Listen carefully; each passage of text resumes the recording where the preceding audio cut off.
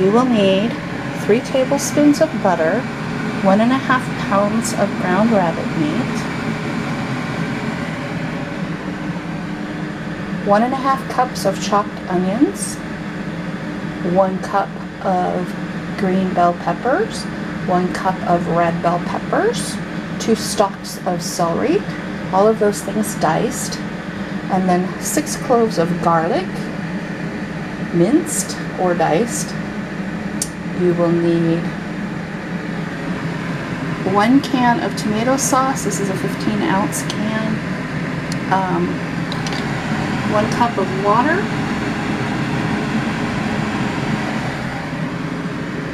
1.5 tablespoons of brown sugar.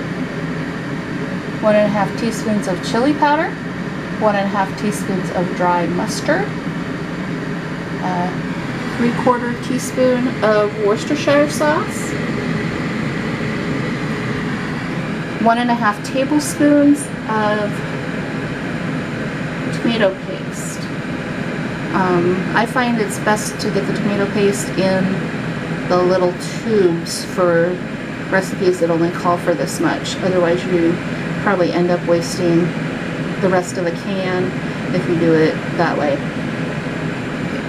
Then 3/4 teaspoons of salt. I'm using Himalayan pink salt. And 1/2 teaspoon of black pepper. And the first thing we will be doing is melting the butter in our pan. I melt this over a medium heat because we don't want it to go too fast and get brown. But we do need this amount because rabbit meat has not enough fat in it to fry well, usually. So this is the amount that will be used to not only brown the vegetables, but the remainder will help with the rabbit. Okay, once the butter has melted, the vegetables go in. Everything but the garlic. We want to saute this until the onions start to turn translucent, and then we will add the garlic.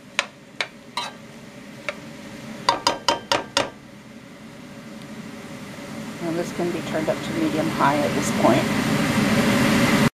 Okay, while the vegetables are sauteing, you want to mix your tomato sauce, your water, your tomato paste, and your Worcestershire sauce together.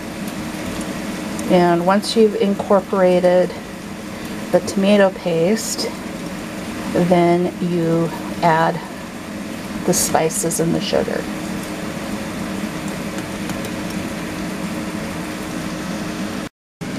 And you want to blend all of the spices and the sugar in until you can't see anymore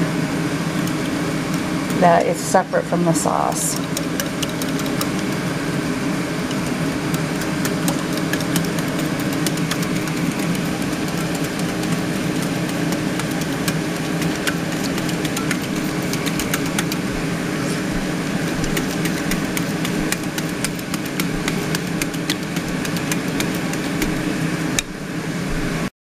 After about 5 minutes, the vegetables are starting to turn translucent, so I have added the garlic, and we're going to stir fry that, or saute that, I mean, for about 30 seconds, and then we're going to add the meat.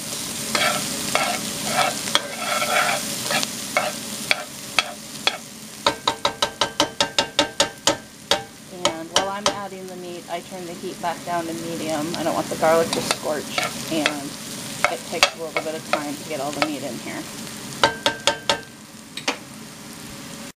Okay, the ground rabbit is now in, and I'm going to stir that down amongst the vegetables, and this will cook for about 5 minutes or so before all the meat is ground. You want to stir it a couple of times during that time period.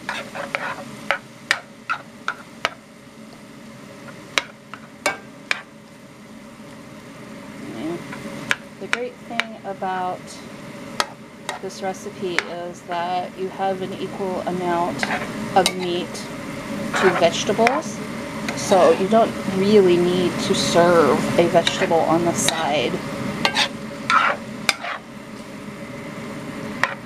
although you can, but it's well balanced.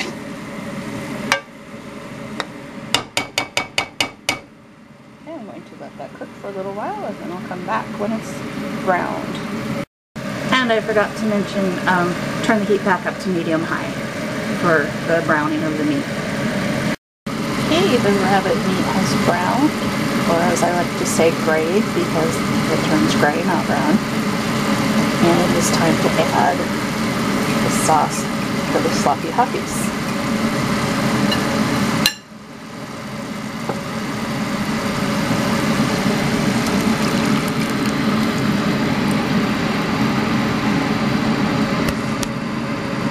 Okay, once you've poured your sauce in, you stir it all in.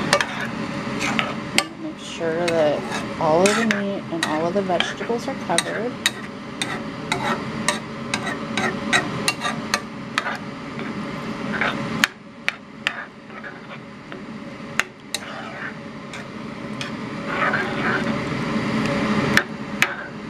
And then we're going to simmer this down for 10 to 15 minutes until a lot of the liquid has been absorbed into the meat, but that there's still enough left for it to actually be sloppy hoppies. Okay, after about 10 minutes of simmering, this is the consistency it's at. If you want it to be a little less sloppy than this, then you want to simmer it again for another 5 minutes until most of the liquid is completely gone. It'll still be sloppy, but it won't be quite as messy. If you have littler kids and you want it to not make quite as big a mess, then I suggest simmering it down a little longer.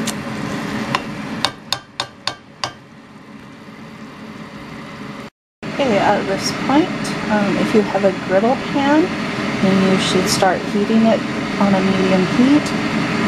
If you don't have a griddle pan, a regular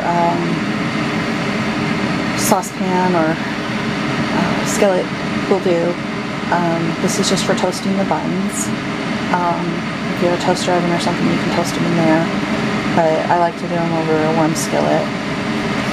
And I butter the buns and then I put them on, and you do not want to skip toasting the buns.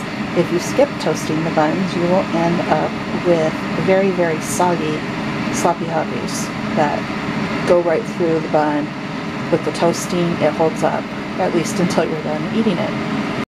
Okay, so I have my buns on, and it takes about a minute or so for them to get to the right toasted level. If you haven't done this before, you probably want to check. The bottoms tend to toast faster than the tops.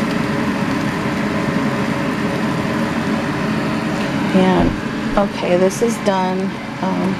Now I went ahead and did it the extra 5 minutes. So you can see how less sloppy it is if you do it for longer. But it's still plenty of sloppy enough to make it fun for the kids.